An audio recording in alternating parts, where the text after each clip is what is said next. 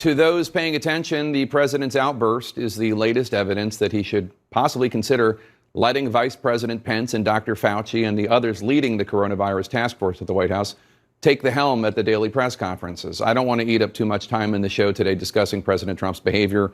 We have too many life and death issues to discuss.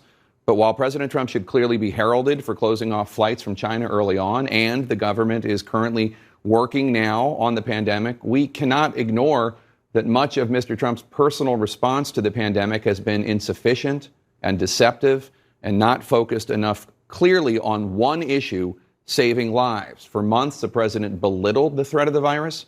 He only recently acknowledged the gravity of the crisis. I could provide video clips of all this, but I don't want to waste your time. You know it's true. Even after President Trump clearly understood what was going on, too many of the messages he's been delivering from that podium are promises of things that remain far off or maybe won't actually happen. The hospital masks that are not yet ready, the website he discussed that's just local in the Bay Area. He keeps talking up a medicine it's not even clear will be effective. Hospital ships remain weeks away from arrival in port. Peter Alexander, he's a fine reporter for NBC News, which just lost an audio technician to coronavirus. He just died.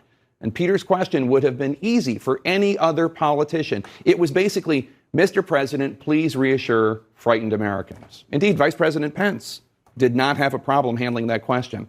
If President Trump is not capable of leading stably and effectively, he should at least, for his own reputation, for the good of the country, stop making things worse and consider leaving the podium to others.